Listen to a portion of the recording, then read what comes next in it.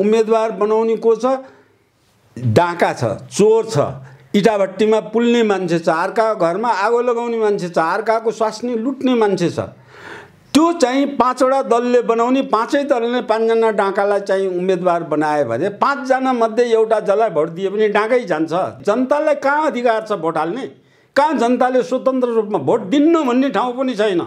यो कोही पनि योग्य छैनन्, मैले कसैलाई भोट दिन्न भन्ने योग्य छैनन् भनेर चिनो दिने ठाउँ पनि छैन। हस्पिटलमा लास दिँदैन, ऊ निःशुल्क उपचार गर्नु त कता कता मरिसकेपछि लास दिँदैन। त्यो व्यवस्था ल्याएको यिनीहरूले होइन। शिक्षामा चाहिँ मेडिकल डाक्टर बन्नलाई त तपाईले चाहिँ घरखेत जम्मै बेचेर पनि पुगेको छैन। एउटा व्यक्तिले करोड रुपैयाँ खर्च गरेर डाक्टर पढ्नुपर्ने अवस्था आएछ। 1 करोड खर्च गरेर पढेपछि उसले 10 करोड कमाउनु पर्छ पर्दैन? जोगी हुनलाई कसले राजनीति गर्छ र? नगर न, कसले कर गरिरहेछ तिमीलाई?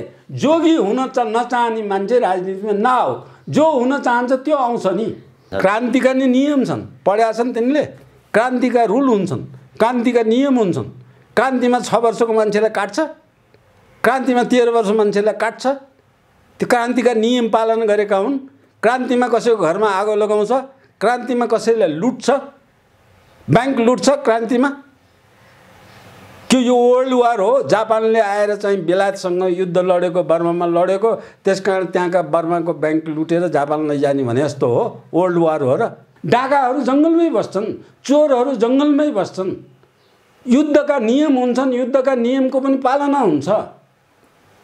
वैदिक संस्कार महाभारतको युद्धमा युद्धका नियम पालन थिएनन्।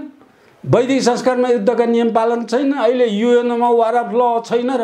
इन्टरनेसनल ल पढेको मानिसहरूले यो बुझ्दैन। रुसको शासन त्यस्तै थियो, रुसको किबिजको शासन त्यस्तै थियो। के अहिले चाहिँ नर्थ कोरियाले गरेको शासन पनि त्यस्तै छ? यिनको जस्तै छ नर्थ कोरियाले गरेको शासन, यिनको जस्तै छ। अरू कम्युनिस्टको 2-3वटा कम्युनिस्टले चीनले गरेको शासन यिनले गरेको जस्तै छ। यी चाहिँ भूमिगत भन्नेहरू इन्डियाले बनाएको भूमिगत हो। यी आफै भूमिगत भएका होइनन्। इन्डियाले लाने खाउने सबै खर्च दिएर इन्डियाले बनाएको हो। कङ्ग्रेसलाई गिरिजालाई उक्साएर पनि इन्डियाले चाहिँ गराएको सबै।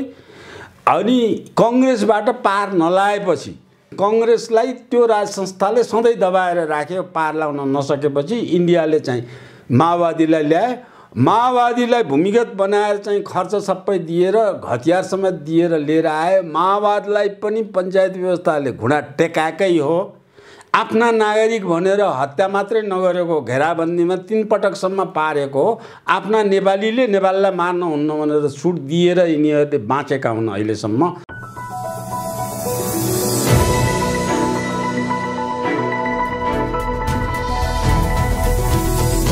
हिमाल अनलाइन टिभी समसामयिक नेपालको राजनीतिको विषयमा कुराकानी गर्नका लागि हिमाल अनलाइन टिभीको स्क्रिनमा डाक्टर शास्त्रदत्त पन्त हुनुहुन्छ। डाक्टर साहब, स्वागत छ यहाँलाई। धन्यवाद। यो कम्युनिस्टको पछिल्लो 2-3 महिनाको विवाद वास्तवमा के थियो? अब यी कम्युनिस्टहरू कसरी अगाडि बढ्छन्? पहिलो कुरा म तपाईसँग सहमत गर्छु, यी कोही पनि कम्युनिस्ट होइनन्। कम्युनिस्ट सिद्धान्तभित्रका मान्छे हुँदै होइनन्। यिनमा प्रवृत्तिगत कुरामा सबैमा चाहिँ आततायी प्रवृत्ति मात्रै छ, आतङ्ककारी सोच मात्रै छ। यिनमा राष्ट्रको राष्ट्रिय चिन्तन र देशका जनताको चिन्तन गर्ने भावना छँदै छैन। जनताले बुझ्नु नसकेको, नेपाली जनताले बुझ्नु नसकेको कुरा त्यही एउटा हो। जुनलाई अपराधिक प्रवृत्ति भएका मान्छेबाट राज्यको शासन सत्ता चल्दैन भन्ने कुरा नेपाली जनताले आजसम्म बुझ्न नसकेको कुरा हो र त्यो जनतालाई बुझाउनु आजको आवश्यकता छ। उदाहरणको लागि तराईवादी भन्ने दलहरू, विभिन्न किसिमका दलहरू मिसिनेर टुट्ने कुरा बाहिरी शक्तिबाट भएको सबैलाई थाहा छ। त्यसमाथि पनि म के भन्छु भने तिनीहरू हत्याको आधारमा 27 जना मान्छेलाई मारेर आएका हत्याराहरूको जमात हो। त्यो त्यस्तै गरेर पहाडी र मधेसीको बिचमा पहाडी नेताहरू पहाडी मानिसहरूलाई हत्या गरेर पहाडी र मधेसीको आतंक मच्चाएर नेपालभरि नै आतंक मच्चिएको जमात हो। तिनले अहिले पनि हत्या त्यस्तै हत्या हिंसा गरेर 6 वर्षको बालक समेत मार्ने मान्छेलाई जेलमुक्त हुनुपर्छ भन्ने माग छ। अब नेपाली काङ्ग्रेसलाई हेरौँ, नेपाली काङ्ग्रेसको ले पनि हत्या हिंसामा भाग लिएको, त्यति चर्को भाग नलिएको पनि हत्या हिंसाको राजनीतिबाट आएको हो र तिनको प्रवृत्तिगत सोच हत्या हिंसा नै छ। उदाहरणको लागि आलम खानलाई चाहिँ छोड्नुपर्छ राजनीतिक प्रवृत्तिबाट लिएर आएको, इटा भट्टामा मारेको मानिसलाई पनि जेलमुक्त गर्नुपर्छ भन्ने कुरा। अनि एउटा गुण्डालाई झडपमा मारिएको विपक्षमा काङ्ग्रेसको गुण्डा मारिएकोमा नारा जुलुस लाएर सडकमा उत्रने जमात त्यो किसिमको। अथवा नेपाली काङ्ग्रेसले पनि यो चाहिँ हत्या हिंसाको राजनीतिलाई बढावा दिने प्रवृत्ति त्यसैको आधारमा राज्य सत्तामा बस्न खोज्छ, जसलाई मान्छेले प्रजातान्त्रिक दल भन्छन्। अब माओवादी भनेको आफैले सकारेको 17,000 मान्छे मारेर बिना कारण निहत्ता मान्छेलाई मारेर 17,000 मान्छेलाई मार्यो, 10 लाख मान्छेलाई बेघरबार अब ठाउँ छोडेर हिँड्नुपर्ने बाध्यता बनायो। अनि त्यही कारणको बाट नेपालमा बस्न नसकिने, अशान्ति भएर बस्न नसक्ने वातावरणबाट नेपालको कुल जनशक्तिको 1/3 2/3 जनशक्ति विदेशमा दास बनेर विदेशीको काम गरेर विदेशको विकासमा लाग्ने वातावरण बनाउने त्यो माओवादी जत्था सबभन्दा ठुलो हत्या हिंसामा गरेको छ। त्यसले जेलमा परेको, अब अर्को पक्षबाट हेरौँ, जेलमा परेको बालकृष्ण ढुङ्गाना जस्तो मान्छे सोझै हत्यारामा अभियोग लाएर अदालतमा फैसला भएको मान्छे प्रचण्डले बोकेर ल्याएर त्यसलाई माफी गरे। अब एमालेको नक्सलिस्ट ग्रुपबाट गएको एमालेको मान्छेलाई भन्नुहुन्छ भने तिनीहरू पनि हत्या हिंसाबाट सयौं मान्छे हत्या हिंसा गरेर आएका, जेल परेका, अपराधिक गनिएका मान्छे नै सत्तामा छन् र तिनीहरूले पनि अहिले छोडेको। अब यो दुरुपयोग कति हुन्छ भने अहिले छोडिएका, यो चाहिँ प्रजातन्त्र दिवसका दिन छोडिएकोमा चाहिँ ऐनै संशोधन र कानुनै संशोधन गरेर सबै अपराधीलाई छोडिएको छ।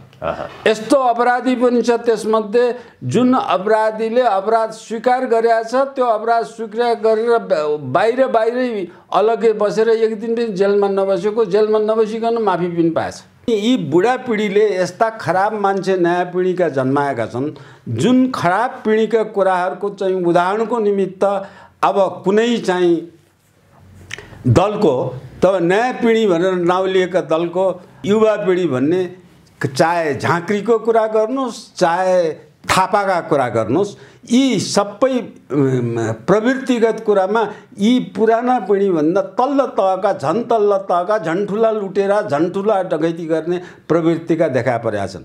त्यसकारण सञ्चार माध्यमले नयाँ पिँढी भन्ने होइन, चरित्र असल भएको मान्छे खोज्नु पर्यो।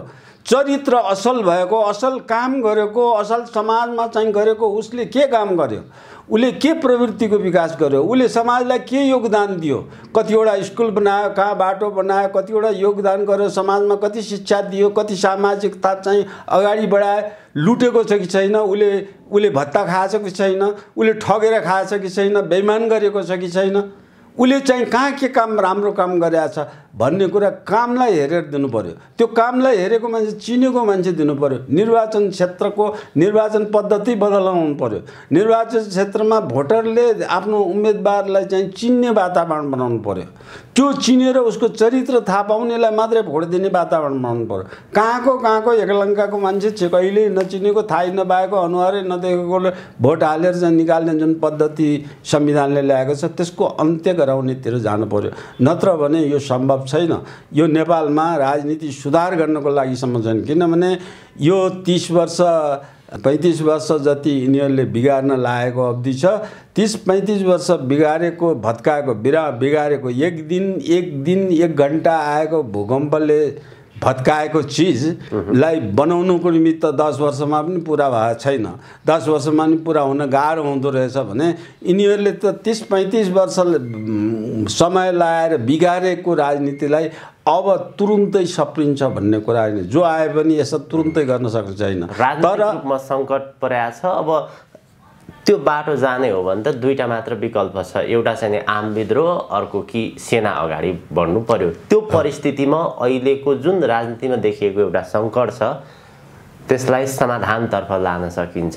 तर अब आजको परिस्थिति हेर्ने हो भने खास गरी नेकपा भित्र जुन खालको भूकम्प देखियो र माओवादी केन्द्र र एमाले छुट्टा छुट्टै रूपमा विभाजित भइसकेपछि सर्वोच्चले त्यो खालको निर्णय गरिसकेपछि अब प्रधानमन्त्री बन्ने को त बाबुराम भट्टराई बन्ने कि शेरबहादुर देउवा बन्ने कि अथवा फेरि पुष्पकमल दाहाल प्रचण्ड नै बन्ने कि अथवा केपी ओली नै यथावत रहने, यी यावत विषयहरू सञ्चार माध्यममा अगाडि आइरहेका छन्।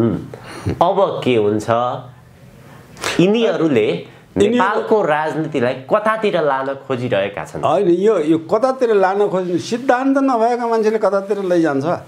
यिनीहरू चाहिँ पहिया नभएको, यो ऊ नभएको, स्टियरिङ नभएको गाडी चलाइराखेका छन्। अब यिनीहरू कतातिर लान्छ र कता लान खोजिरहेछन् भन्ने कसैले केही पनि खोजेका छन्। म बार भनिरहेको छु, कसैले केही पनि खोजेका छन्, लुट्न खोजेका छन्। सम्पत्ति, जनताको सम्पत्ति, राष्ट्रिय जनताको सम्पत्ति लुटेर खान मात्रै खोजेका छन्। यिनीहरूले देशलाई केही बनाउने र कता लैजाने भन्ने कुरै छैन।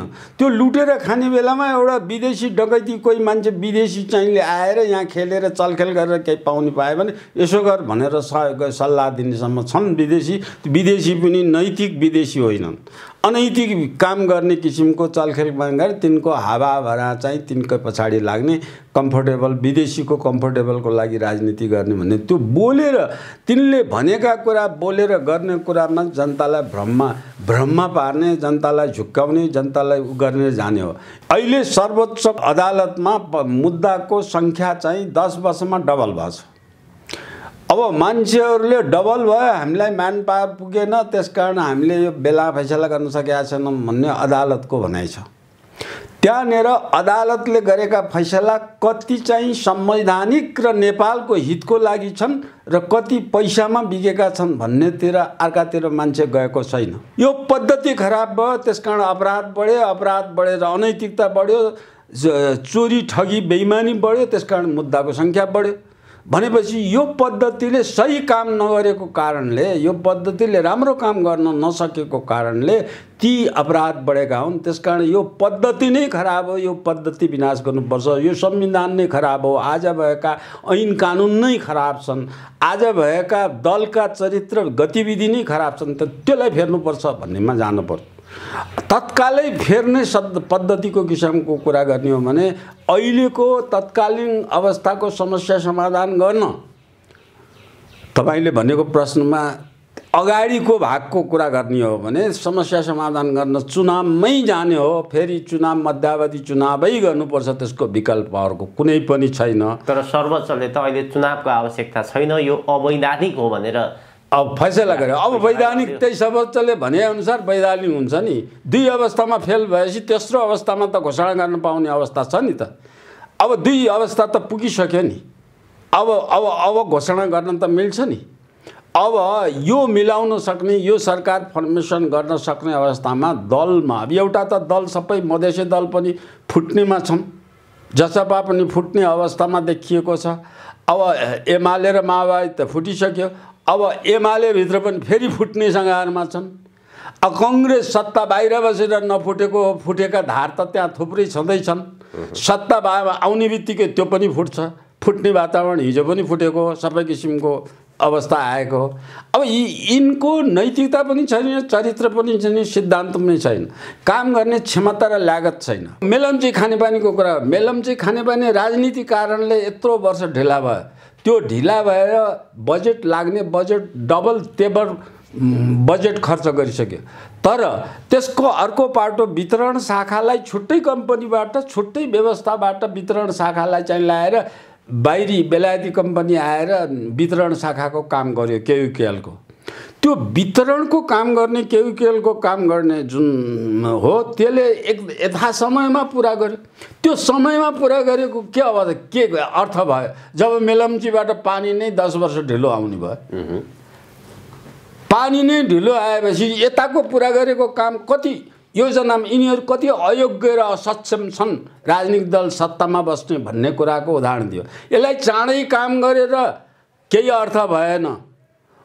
अब मेलम्चीलाई चाँडो गर्न नसकेको हुनाले कुनै अर्थ भएन। त्यसैलाई मध्यनजर गरेर प्रधानमन्त्री केपी शर्मा ओलीले के भन्नुभयो भने सरकार अनिर्णयको बन्दीमा भयो, मलाई काम गर्न दिएन, त्यसकारणले अब नयाँ नेतृत्वमा जाउँ, चुनावमा जाउँ भनेर उहाँले मध्यावधि घोषणा गर्नुभयो। अब जब नेकपा दुई चिरामा विभाजित भयो, मेलम्चीको पानी सुन्दरी जल झरिसकेको छ। अब 2 महिनामा चाहिँ काठमाडौँवासीको घर घरमा मेलम्चीको पानी। त्यो कुरा नगर्नुहोस् न। त्यो कुरा चाहिँ मैले काठमाडौँ 2 महिना आउँछ, 2 महिना आउँदैन, 2 वर्ष आउँछ भने आयो, कहिले आउनु पर्थ्यो त्यो कुरा गर्नुहोस् न। अयोग्यताको कारणले, भ्रष्टाचारको कारणले आउनु पर्थ्यो, कहिले आउनु पर्ने पानी त्यो अहिले आएर आउँछ भन्ने कुरा खुसीको कुरा होइन। फेल भएको हुनु सरह नै हो। मान्छेले दुःख पाइसके, पाउने अवस्था भइसक्यो।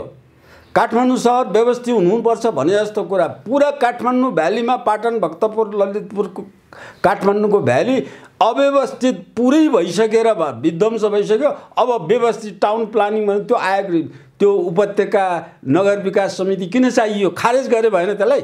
त्यही कारणले गर्दाखेरि त जस्तै काम गर्न नदिने, मेरै मान्छे मात्र राख भन्ने कमिसनको खेल हुने। यो दुईटा कुरा हो। कामले गर्दाखेरि प्रधानमन्त्री ओलीले एउटा निकासको निमित्त मध्यावधि त्यो भन्ने कुरा वायात कुरा हो। पार्टीको त्यो प्रकार उनी अध्यक्षको होइन, पार्टी र सरकारको बिचमा के सम्बन्ध हुनुपर्छ भन्ने, पार्टीको नीति र कार्यक्रम के हुनुपर्छ भन्ने उनी अध्यक्ष भएपछि उनले त्यो बनाउनु पर्दैन। पहिले नै प्रधानमन्त्री हुनुभन्दा पहिले नै बनाउनु पर्दैन।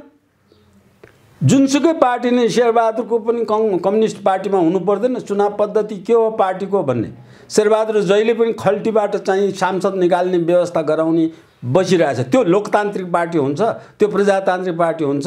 त्यो फुटिराख्ने, झुटिराख्ने त यो नबनाएर पार्टीको सिद्धान्त चाहियो, पार्टीको नीति चाहियो, पार्टीको कार्यक्रम चाहियो, पार्टीको सांसद कस्तो योग्यताको, कुन क्षमताको, कस्तो चरित्रको सांसद बनाउने, त्यो सांसदको चुनाव कसले गर्ने, त्यही पार्टीका त्यो निर्वाचन क्षेत्रका मान्छेले चुनाव गरेको बनाउने हो कि त्यो पार्टीको केन्द्रीय अध्यक्षले मन परेको चाकडी गर्ने, घरमा दिनदिनै आउने, तरकारी ल्याउने मान्छेलाई बनाउने हो?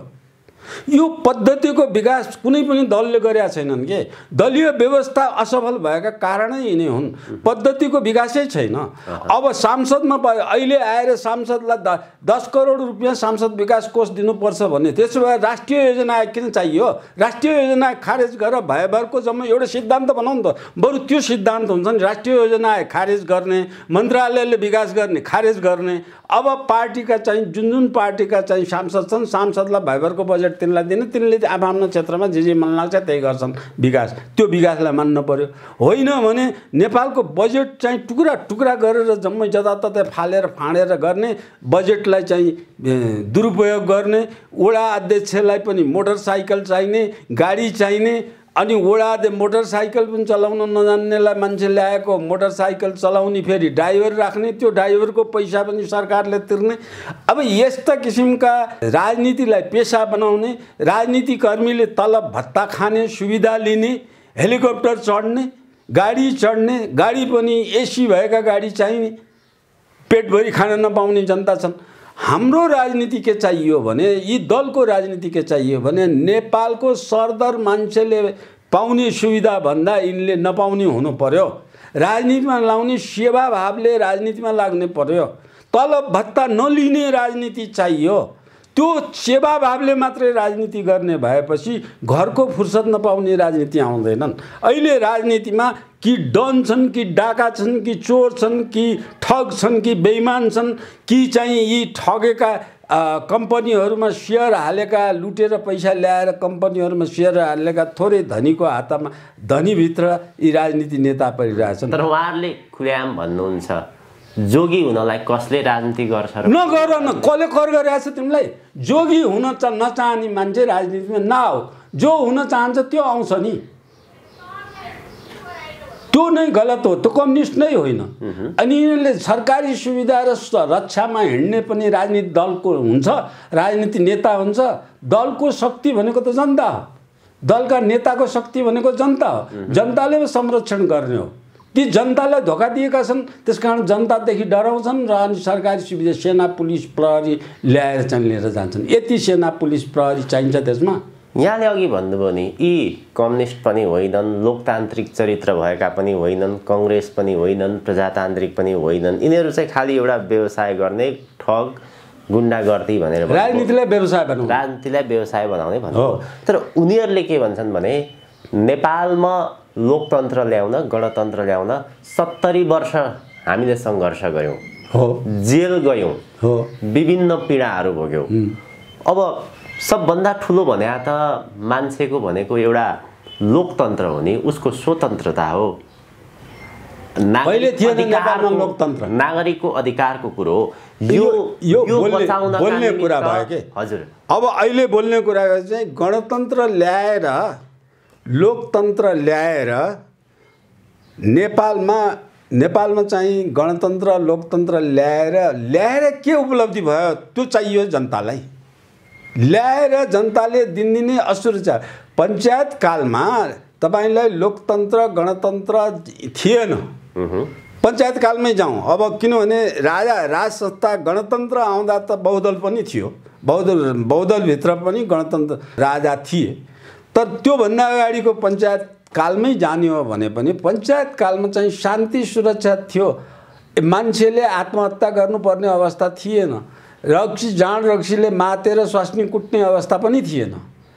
अब त्यसपछि पञ्चायत कालमा चाहिँ भन्नुहुन्छ भने सुरक्षा यति धेरै थियो कि कसैलाई कुनै सरकारी निकायको प्रधानमन्त्रीलाई पनि सुरक्षा गार्ड चाहिँ त्यस बेलाको सुरक्षा गार्ड एउटा प्रधानमन्त्री अथवा मन्त्रीलाई दियो भने त्यो चाहिँ त्यसलाई ठुलो ओहदा हो भनेर देखाउनलाई गौरवको विषयको निमित्त मात्रै हेरिन्थ्यो।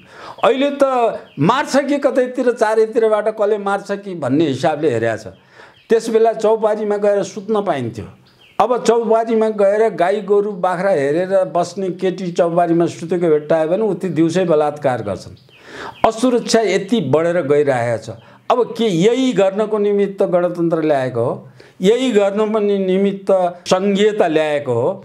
यही गर्नको निमित्त कार्यकर्तालाई, नेपालभरिका कार्यकर्तालाई चाहिँ राजनीतिमा लाए कार्यकर्ता भयो भने अनि त्यसपछि चाहिँ एउटा ओहदामा चाहिँ वडा सदस्यदेखि प्रधानमन्त्रीसम्म ओहदामा जान पाइन्छ, त्यो ओहदामा गयो भने चाहिँ ब्रह्मलुट गर्न पाइन्छ भनेर त्यसकै लागि राजनीतिमा जाने हो। हजुर हजुर।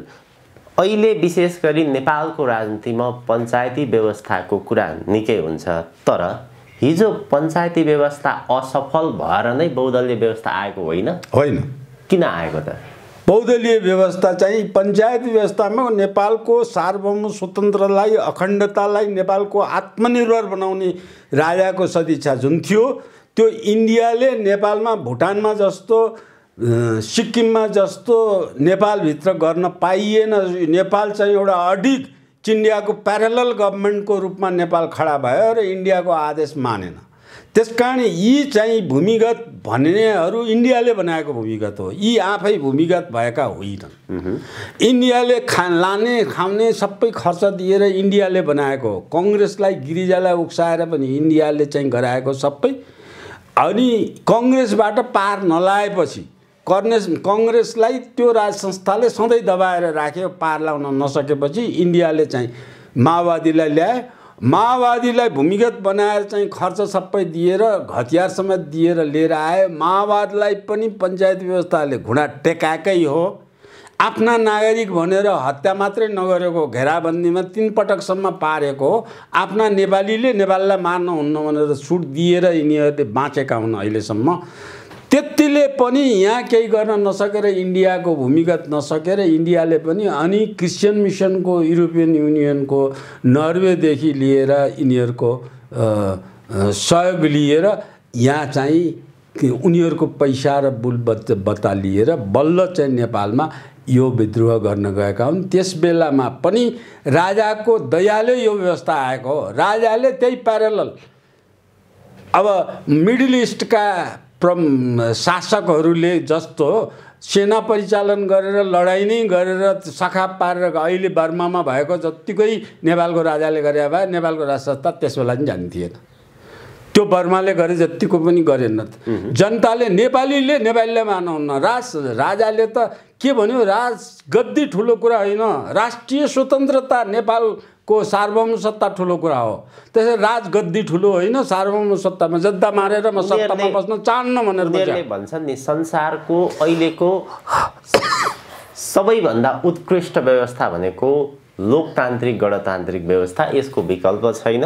र कसले भनेको? र त्यो यो कुरा गर्ने मान्छे सिद्धान्तविहीन पागल मान्छे हो। उनीहरूले अझ के पनि भन्दछन् भने अब चुनावी व्यवस्था हो, यसरी जनताले जसलाई मत दिन्छ, जो चुनेर आउँछ ऊ शासन सत्ताको गद्दीमा बस्छ। त्यो कुरा पञ्चायतमा पनि थियो के, पञ्चायत कालमा पनि थियो, दलविहीनमा थियो। पञ्चायत काल गरेर बहुत हेड अफ द स्टेट राजा हुने बेलामा पनि थियो। राज संस्था भएसम्म त्यो व्यवस्था थियो नि। बहुदल पनि थियो, चुनाव पनि थियो। उनीहरूले चुनौतीका साथ के भन्दछन् भने हामी कुनै दुलोबाट आएका होइनौँ, जनताले चुनेर पठाएको, हामीभन्दा सक्षम हो भन्ने त्यस्तो तपाईँहरूलाई लाग्छ भने चुनेर आउनुहोस्, भोट लडेर आउनुहोस्। आखिर हामीभन्दा अरू सक्षम नभएका कारणले त आज सरकारमा हामी छौँ, जनताले हामीलाई चुनेका छन्। चुनौतीका साथ त्यसो भन्छन् नि उनीहरू। तपाईँले जनतालाई चुन्ने व्यवस्था के छ त्यो पनि हेर्नु पर्यो नि। जनतालाई चुन्ने व्यवस्थामा त्यहाँ गएर उम्मेदवार बनाउने, पार्टीको एउटा नेताले उम्मेदवार बनाउने, उम्मेदवार बनाउने को छ? डाका छ, चोर छ, इटाभट्टीमा पुल्ने मान्छे छ, अर्काको घरमा आगो लगाउने मान्छे छ, अर्काको स्वास्नी लुट्ने मान्छे छ। त्यो चाहिँ 5वटा दलले बनाउने, 5 दलले 5जना डाकालाई चाहिँ उम्मेदवार बनाए भने 5 जना मध्ये एउटा जसलाई भोट दिए पनि डाकै जान्छ। जनतालाई कहाँ अधिकार छ भोट हाल्ने? कहाँ जनताले स्वतन्त्र रूपमा भोट दिन्न भन्ने ठाउँ पनि छैन। यो कोही पनि योग्य छैनन्, मैले कसैलाई भोट दिन्न भन्ने योग्य छैनन् भनेर चुनाव दिने ठाउँ पनि छैन। निर्वाचन पद्धति कति छ? निर्वाचन आयोगले पैसा खर्च गरेर 30 लाखसम्म, 40 लाखसम्म, 50 लाखसम्म चुनावमा खर्च गर्न पाउँछु भन्छ।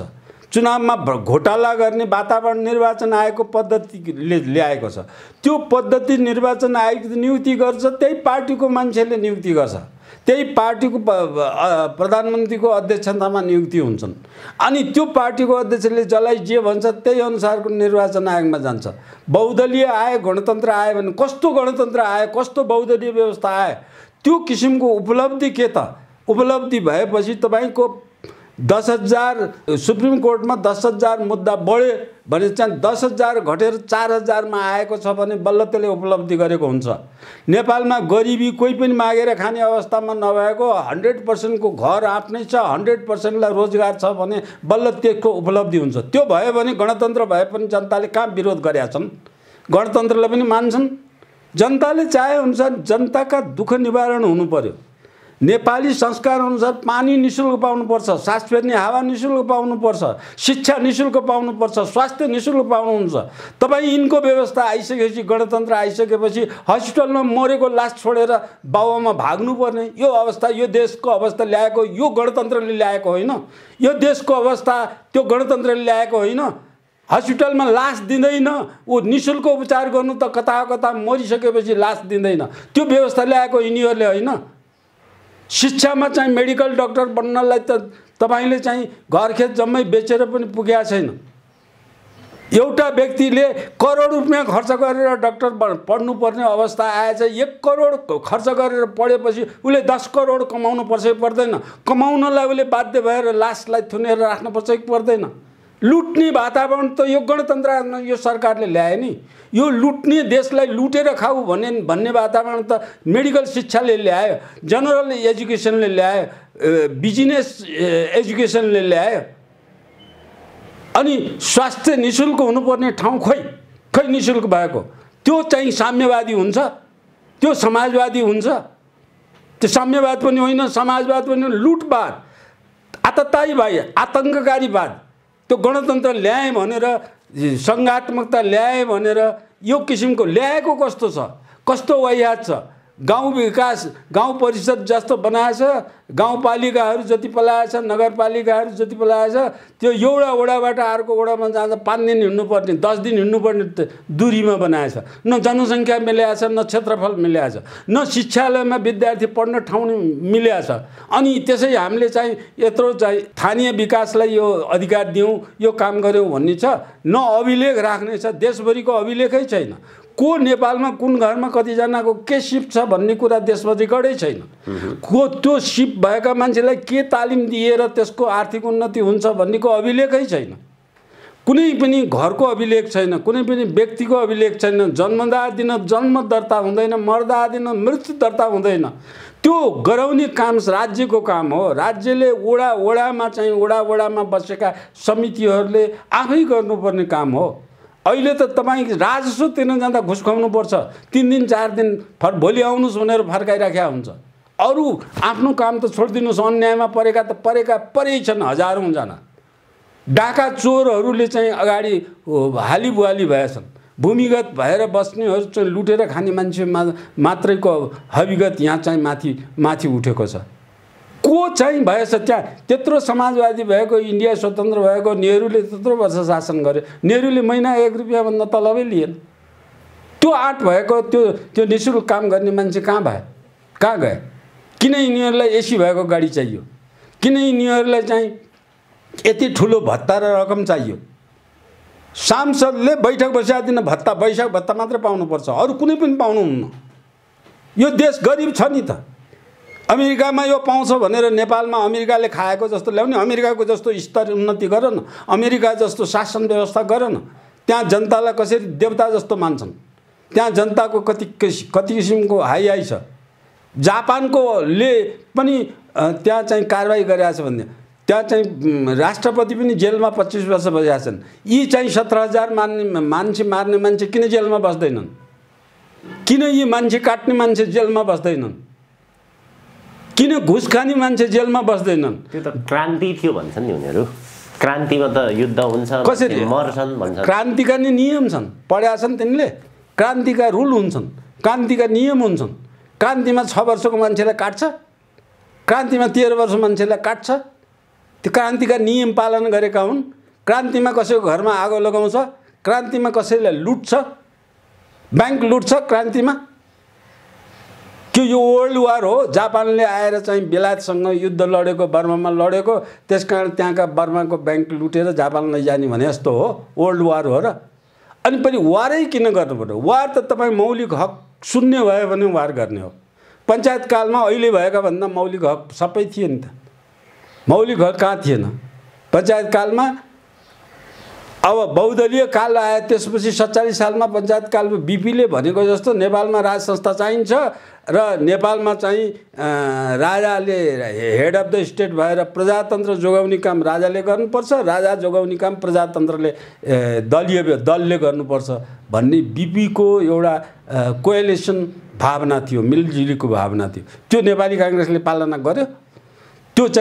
त्यो सही हो भनेर त्यहाँ चाहिँ कृष्णप्रसाद भट्टराईले त्यो सिद्धान्त नमानेमा पार्टीमै बस्दैन भनेर पार्टी छोडेर गए। त्यो बुझ्यो नेपाली काङ्ग्रेसले बुझ्यो। उनीहरूले भन्छन् नि अलाम खाँलाई जेलबाट छोड्नुपर्छ, इटा भट्टामा पोलेकोलाई राजनीतिकरण राजनीति मुद्दा हो भने जम्मै भएभरका एमालेकादेखि नक्सलिस्टकादेखि माओवादीका कुरा नेपालभित्र हक छँदै गरेका युद्ध हो। बहुदलीय व्यवस्थाको माग आएपछि, बहुदलीय व्यवस्था आइसकेपछि 52 सालपछि, 47 सालमा बहुदलीय व्यवस्था 52 सालपछि भूमिगत भएर किन गरे? तिनलाई किन नमारेको? तिनलाई किन जेल हालेको? तिनलाई लड्ने अधिकार कहाँ छ? युद्ध लड्ने अधिकार कहाँ छ? उनीहरूले पाएको दलीय व्यवस्था चाहियो भने पञ्चायतले दल दिएन। दल त 47 सालमा आइसक्यो थियो, फेरि किन जानु पर्यो भूमिगत हुन? तर कम्युनिस्टहरू अहिले भन्दछन् हिजो हामीले दुःख गरेको नदेख्ने, जङ्गल पसेको नदेख्ने, किन जङ्गल त त्यो इन्डियाका डाकाहरू पनि जङ्गलमै बस्छन्, डाकाहरू पनि जङ्गलमै बस्छन्। अहिले सबै कुरा बिर्सेर हामी गाडी चढेको, राम्रो लुगा लगाएको, एसीमा बसेको, यति मात्र अहिले देखेर हुन्छ। हिजोका दिनका योगदान खोइ त हाम्रा? त्यो चोर्नलाई गरेको योगदान, चोर्नलाई बसेको, डकैती गर्नलाई बसेको योगदान हुन्छ। मैले भनेको जनतालाई, मैले सञ्चार माध्यमलाई बुझाउन नसकेको मेरो कमजोरी हो।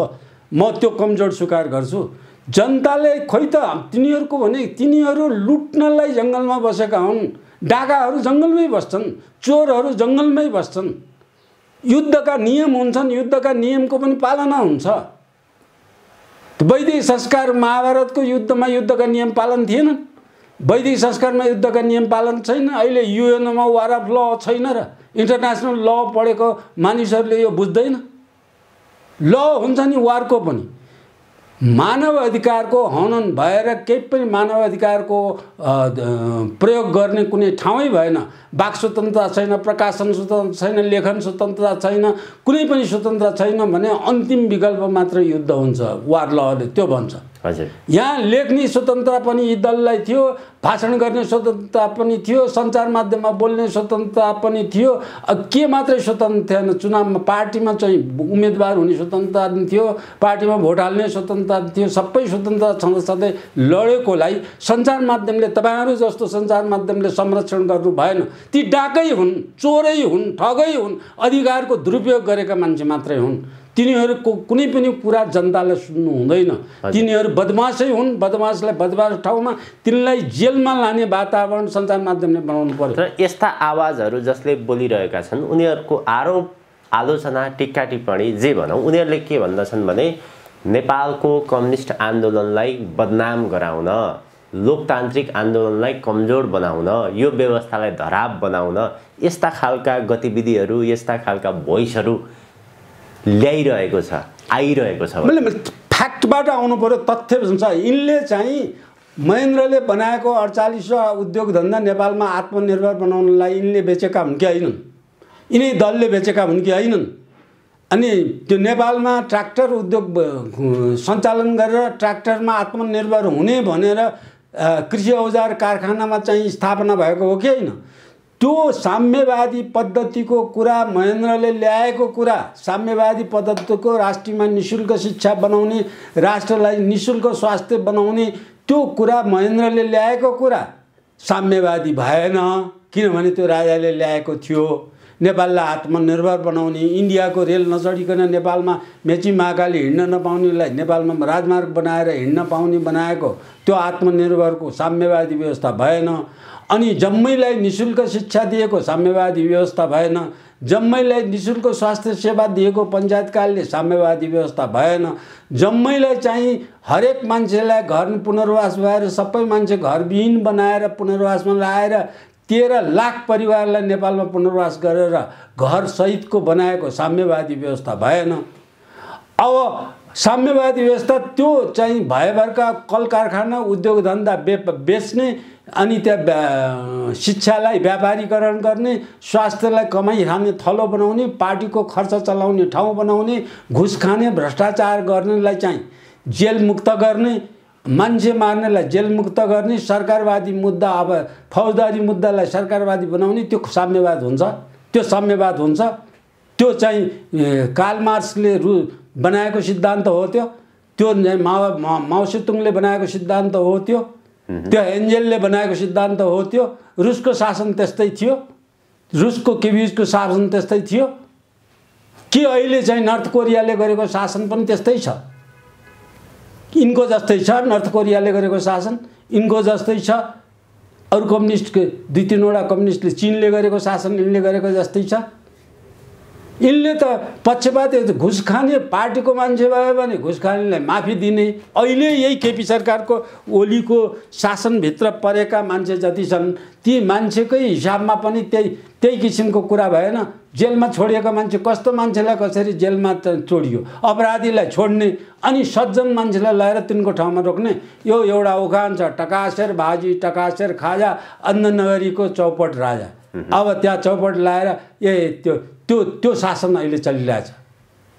यो अन्ननगरी भएछ देश, अनि चौपट भएछ यी दलका नेताहरू। हजुर, यो नेपालको राजनीति यति विकृत हुँदै आएको छ, यति विकृत भइरहेको अवस्था छ। यस्तो परिस्थितिमा अधिकांश बुद्धिजीवीहरूको राष्ट्रलाई माया गर्ने उनीहरूले कस्तो खालको आवाज उठाइरहेको देखिन्छ भने नेपालमा राजनीति व्यवसायीकरण भयो, लुटफटाहरू त्यहाँभित्र प्रवेश गरे, देश अप्ठ्यारोमा पर्यो। अब सेना अगाडि आउनुपर्छ राष्ट्रलाई जोगाउनको निमित्त, यो चक्रव्यूहबाट बचाउनको निमित्त दलालहरू पैदा भए, विदेशीका दलालहरू पैदा भए, यस्तोबाट बचाउनको लागि सेना अगाडि आउनुपर्छ भनिरहेका छन्। के देख्नुहुन्छ अब सेना अगाडि आउँछ कि आउँदैन? नेपालको राजनीति आजको बिन्दुबाट कसरी अघि बढ्छ? सेना अगाडि आउनुपर्छ, तर सेनाको शासन हुनुहुन्न। म यो भन्छु, सेनाको शासन थायी रूपले हुने होइन। सेना यस्तो अप्ठ्यारो परेको, अहिलेको अप्ठ्यारो परेको बेला राज्यको शासन व्यवस्था सेनाले लिने, सेनाले लिएको एक वर्षभित्र सेनाले चाहिँ त्यो शासन व्यवस्था निर्वाचित पद्धतिलाई चाहिँ हस्तान्तरण गर्ने 1 वर्षभित्र गर्नै पर्छ। 1 वर्षभित्र गरेर निर्वाचन पद्धति गर्नलाई सेनाले दुईटा काम, नेपालको हिजोको व्यवस्था खराब थिएन, त्यसमा राज्यको संरक्षण नेपालको राज संस्थाले मात्रै गर्छ।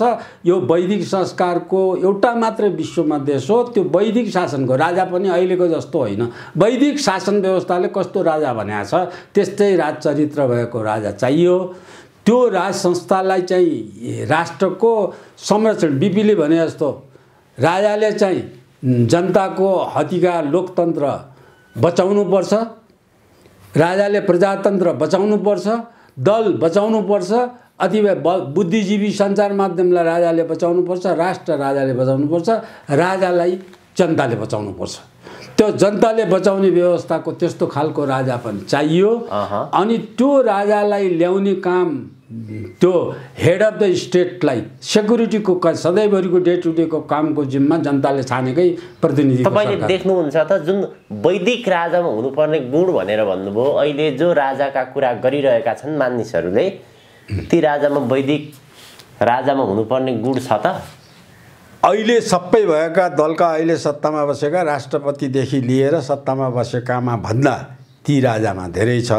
जति हुनुपर्ने हो त्यति ती राजामा छैन, त हुनु पनि पर्छ भन्ने हाम्रो धारणा हो। हुनुपर्छ थोरै मात्र। त्यो चाहिँ विकृति भएको त बाहिरकाले औलो ठडाएको त के भनेदेखि दुईटा कारणले मात्रै नेपालको राजामा वैदिक राजाको गुण छैन भन्ने कुरा। एउटा चाहिँ क्रिस्चियन स्कुलमा पढाइए, राजा सत्तामा बस्ने राज परिवारमा जाने मान्छे क्रिस्चियन स्कुलमा पढे, संस्कार चाहिँ तिनीहरूले बिगाडिदिए भन्ने पश्चिमाहरूको अथवा विश्वका अरू हिन्दूहरूको आरोप छ। त्यसलाई राजा वीरेन्द्रले आफै सुधार्दै गएका हुन्। तर वर्तमान राजाको विषयमा विरोधाभास कुराहरू के देखिन्छन् भने अब उहाँ पनि बढी दक्षिणतिर नै विश्वास गर्नुहुन्छ नेपाललाई भन्दा पनि। तर त्यो नभन्नु, मैले त्यो भने किन यो कुरा धेरैले उठाए, धेरैले यो कुरा बोले, मलाई पनि शङ्का लागेको थियो। तर त्यो शङ्का समाधान गर्दा भए अहिले भर्खरै राजाले के भनेर स्टेटमेन्ट दिएछ भने कुनै विदेशीले बनाइदिएको राजा बनाइदिएको हो भने म राजा हुन्न भनेर बोलिसकेका छन्। त्यसको जवाब दिइसकेका छन्। नेपाली जनताले बनाएको राजा हो भने म स्वीकार्न तयार छु। नेपालीले नेपालको लागि राजा चाहिन्छ भने स्वीकार्न तयार छु। तर कुनै यी दललाई विदेशीले सञ्चालन गरेर विदेशीले ल्याइदिएको, वास्तवमा ल्याएको राजा फालेको त विदेशीले हो नि। त्यही फालेको विदेशीले लिएर आएको राजा फेरि विदेशीले ल्याएर राखिदिन्छ भने म खान्न राज संस्था भनेर त राजाले भनिसकेका छन्। राजा यो पनि तयार भइसक्यो, जनताले चाहेको अब नाति राजा हो चरित्रको हिसाब। अब त्यसो भए विदेशीले ल्याइदिएको राजगद्दीमा उहाँ नबस्ने, जसले राज संस्थाको आवाज उठाइरहेका छन् सीमित झुन्डहरूको एउटा समूह छ, बाँकी नेपाली जनता कहाँ छन् कसरी सम्भव छ त्यो? त्यो यो कसरी सम्भव छ भने त अहिले आएर यी दलको पनि कुन ठुलो शक्ति छ भनेर सञ्चार माध्यमले देखाएको छ भने तपाईँहरूले देख्नुभएको 10 लाख जति नेपालमा 3 करोड जनसङ्ख्यामा एउटा पार्टीको 10 लाख पनि मत छैन, 10 लाख पनि सदस्य छैनन्। त्योभन्दा ठुलो त राज संस्थाकै शक्ति छ नि। नेपालमा जनमत गराएर हेर न त कति जनताले राजा खोजेका छन् भन्ने कुरा त्यहाँबाट आउँछ नि। कति जनताले दलविहीन, अहिले त तपाईँको उमेरकोले त पञ्चायत व्यवस्था के थियो देख्नै भएको छैन। मैले त राणा शासन देखेको छु, पञ्चायत व्यवस्था पनि देखेको छु, बहुदलीय व्यवस्था पनि देखेको छु, 15 सालको दलीय व्यवस्था पनि देखेको छु, म सबै व्यवस्था देखेको छु। सबै व्यवस्थामा सबभन्दा असल त दलविहीन पञ्चायत व्यवस्था थियो। सबभन्दा बढी शान्ति त त्यसैमा थियो। आत्मनिर्भर नेपाल थियो। नेपाल निर्यात बढ्ता हुन्थ्यो, आयात कम हुन्थ्यो, शान्ति थियो, सबैभन्दा ठुलो शान्ति थियो। अहिले बढेको दुईटा कुरा मात्रै बढ्यो, त्यो नेपालका दलले ल्याएर बढेको होइन। एउटा कुरा के बढ्यो, सडकको लम्बाइ बढ्यो, अर्को कुरा नेपालमा सञ्चार बढ्यो। सडकको लम्बाइ बढेको पनि त्यही पञ्चायतले ल्याएको बहुदय सडकको हेडक्वार्टर जिल्ला सदरमुकामसम्म पुर्याउनेको लेन तानिएको मात्रै हो। पञ्चायत कालमा चाहिँ बन्ने तानिएकोमा वातावरण यिनले नबिगारिकन बनाउनुपर्छ भन्ने थियो। अहिलेको चाहिँ छाड दिएको छ, जसले जहाँ पाए उही खेतबारी भिर पखेरा वन जङ्गल नदी खोला जम्मै लथालिङ्ग बिगारेर वातावरण ध्वस्त भयो। मानिसहरू जसले पञ्चायती व्यवस्थालाई भोगे उनीहरूले त अझ के भन्दछन् भने कोही मानिसहरू तपाईले चाहिँ पञ्चायती व्यवस्था राम्रो थियो, शान्त थियो, अहिलेको परिस्थितिभन्दा सक्षम थियो भनेर भन्नुभयो। अब ती मानिसहरू के भन्दछन् भने त्यो बेलामा त हाँस्न पनि पाइँदैन थियो, रुन पनि पाइँदैन थियो। अब यो बोल्ने मान्छेसँग मूर्खसँग कुरा गर्नु ढुङ्गासँग कुरा गर्नु बरु असल हुन्छ, ढुङ्गासँग बोल्नु असल हुन्छ, मूर्खसँग बोल्नु खराब हुन्छ। अहिले हावादारी कुरा गरेर मैले नेपालमा यत्रो कल्पना गरेर चाहिँ 5 महासागरहरूलाई महासागरमा नेपालको पानीजहाज चलाएर चाहिँ विश्व व्यापार गरेर अरबौं कमाउँछु भन्ने कुरा नेपाली जनताले बुझ्छन्। नेपाली जनताको बारे नेपालले तपाईहरुले यो चाहिँ क्रस भन्ने एउटा बेलायती नागरिक आर्मीका जेपी क्रस भन्ने छन्। जेपी क्रसले त्यो उनी मिलिट्री एटाचे पनि हुन् र बेलायती नागरिकले नेपाली महाराजा वीरेन्द्रको पालामा नेपाली नागरिकता लिएर अहिले पनि जीवित छन्, पोखरामा बसेका छन्। उनले एउटा किताब लेखेका छन्, मैले जीवनभर नेपालीहरूसँग संगत गरेँ। नेपालीको एउटा आदत के छ अरे भने तिनीहरूले आँखाले देखेको सत्य कुरा मान्दैनन्, मुखले बोलेको झुटो कुरामा विश्वास गरेर पछाडि लाग्छन् भनेर लेखेका छन्। जेपी क्रसले लेखेको किताब पढ्नुस्। त्यो नेपालीसँग जीवनभर हो, गोर्खा मिलिट्रीसँग जीवनभर बिताएको मान्छेको अनुभव हो, उनले लेखेको अनुभव हो। अहिले तपाईले भन्नुभएको कुरा त्यही सुनेको कुराको पछाडि लाग्छन्, हाँस्न पनि पाइन्न, बोल्न पनि पाइन्न भन्ने कुरा। कुन चाहिँ संविधान पढ्नुभएको छ? त्यस बेलाको संविधानले के गर्न पाइन्न, के गर्न पाइन्छ संविधानमा लेखेको छ नि। अहिलेको संविधान मान्ने, त्यस बेला संविधान नमान्ने, अहिलेको जात जातमा टुक्राएर छ। कतिसम्म झुटो कुरा अहिलेको संविधानमा छ तपाईलाई भने नेपालमा आदिवासी र जनजाति भनेर लेखेको छ। नेपालमा चाहिँ बेलायती आएर सिडनीमा अस्ट्रेलियामा बसेका जस्तो बेलायतीले शासन गरेको अस्ट्रेलिया जस्तो हो नेपाल। बेलायतका युरो स्क्यान्डिनेभियाका मान्छे अमेरिकामा गएर बसेका, क्यानाडामा गएर बसेका गोरा जाति त्यहाँका लोकल मान्छे चाहिँ रेड इन्डियन हुन्, त्यो रेड इन्डियन आदिवासी हुन् र बेलायती चाहिँले शासन गरिरहेछन्।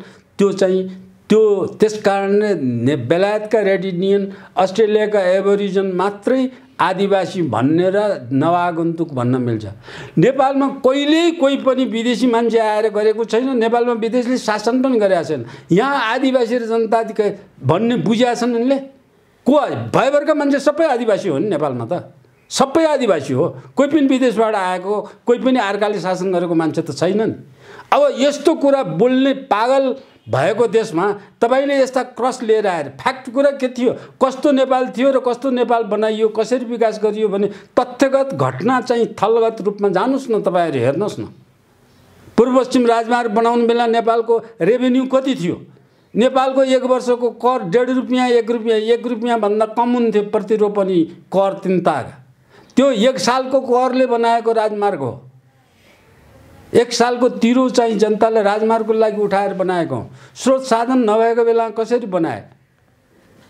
नेपालमा भिटो लाएर नेपाल स्वतन्त्र देश होइन भनेर युएनमा भिटो 4 पटक भिटो लाउने रुसको सहयोग लिएर इन्डियाले यो राजमार्ग बनाउन दिन्न भन्ने इन्डियालाई इन्डिया आफै आएर बनाउनु पर्ने वातावरण कुन राजाले लिएर आएको वातावरण? राजा नभएको भए, त्यो पञ्चायत व्यवस्था नभएको भए त्यो वातावरण आउँथ्यो? पूर्व पश्चिम राजमार्ग नै नबन्न भत्काउन लागेको थियो इन्डियाले त। यस्ता कुरा धेरै छन्। नेपालमा जलस्रोतै बनाउन नदिएको, अरुण 3 भत्काउनु त इन्डिया हो नि। इन्डियामा भत्काउन लाग्नु त यही नेपाली काङ्ग्रेस र माओवादी हुन् नि, त्यो अरुणको विरोध गर्ने। अनि यिनी सत्तामा गएपछि त्यही इन्डियालाई दिए नि त, त्यो अरुण नेपाललाई बनाउन नदिएर इन्डियालाई दिए नि त। त्यो तथ्यगत कुरा घटना पनि सञ्चार माध्यमले सही कुरा जनतालाई बुझाउँदैन। यस्तै झुटो कुरा तिनले बोलेका झुटा कुराले गफ गरेर लिएर जान्छ। मैले अघि भने नयाँ पिढी दलका नयाँ पिढीमा आशा गर्ने ठाउँ छैन। नयाँ पिढी बदमास जनबदमास भएछन्, किनभने यिनले त्यो खराब कुरा मात्रै घोगाएका छन् यो नयाँ पिढीलाई।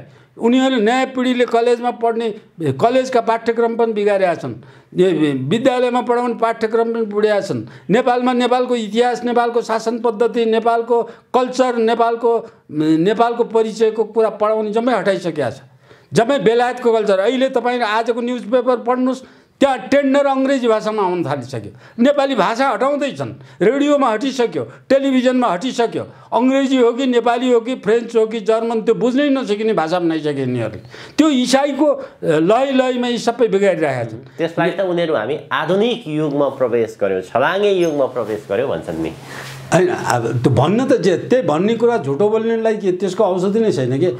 मैले मूर्खलाई पढाउनु चाहिँ बेकार हो कि। हजुर हजुर। अन्त्यमा एकदमै छोटकरीमा निष्कर्षमा अब आज नेपालको राजनीति जुन बिन्दुमा उभिएको छ, जुन खालको अस्थिरता आम नेपाली नागरिकले भोगिरहेको छ, यसको अन्त्य भएर जान्छ कि अझ लम्बिएर जान्छ कि के देख्नुहुन्छ तपाईँ?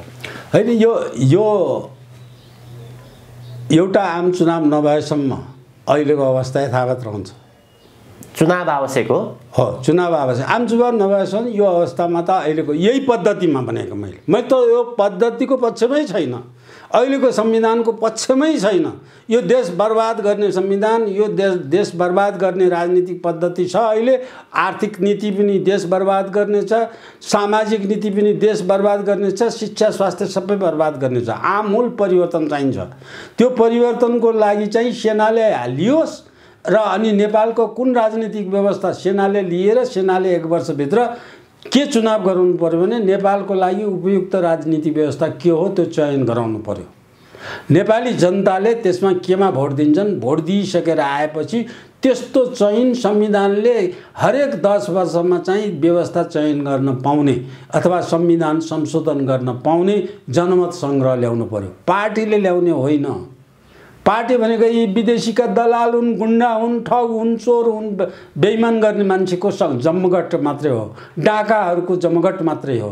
त्यसकारण पार्टीले होइन, जम्मै अधिकार जनताले मतबाट प्रयोग गर्न पाउने अधिकार प्रयोग गर्नु पर्यो। र त्यसको यदि जनमत सङ्ग्रह गर्ने, मतको सङ्कलन गर्ने नै हो भने त्यो पनि जिम्मा चाहिँ सेनालाई दिनु पर्यो, होइन? पहिलो पटकलाई। त्यसपछि संविधानले बनाउँछ, संविधानले व्यवस्था गर्छ नि यो कुरा त।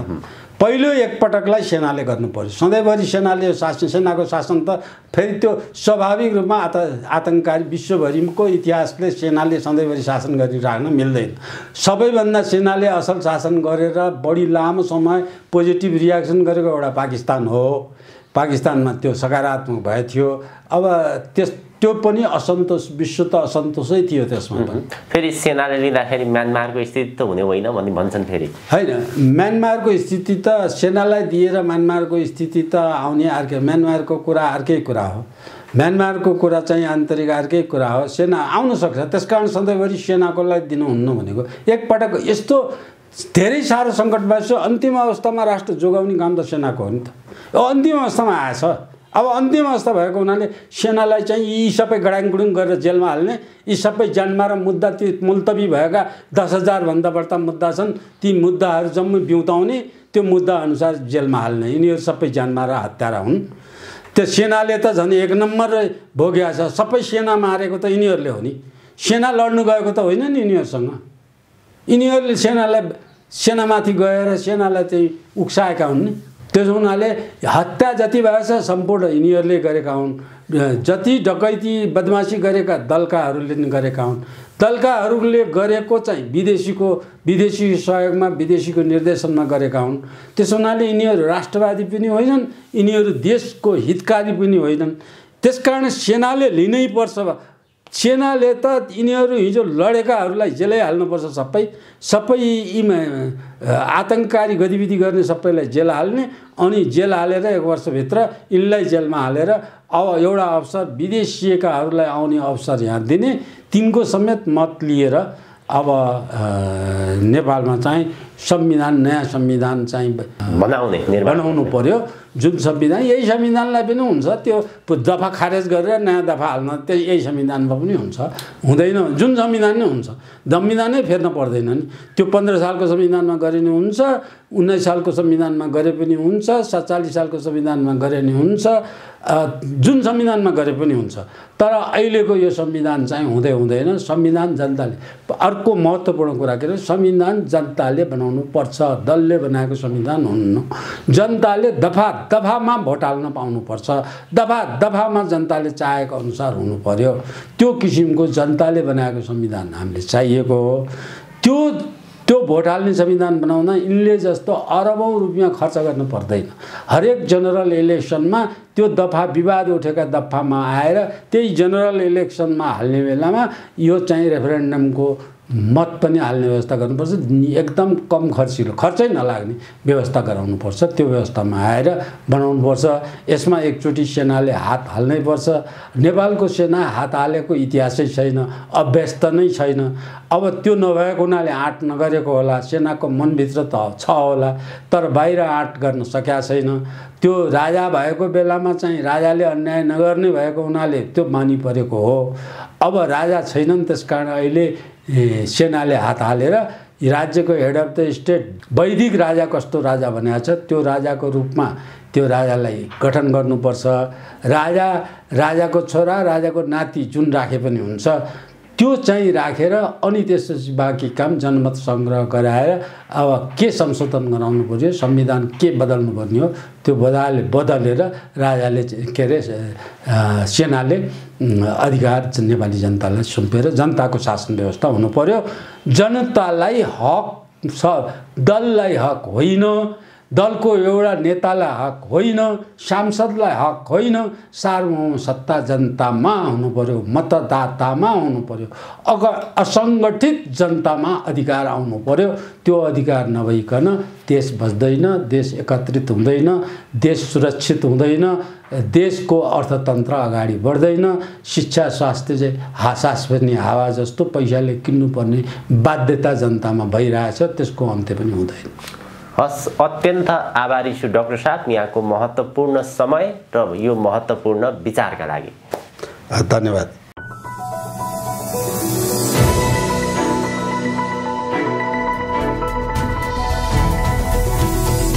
हिमाल अनलाइन टिभी।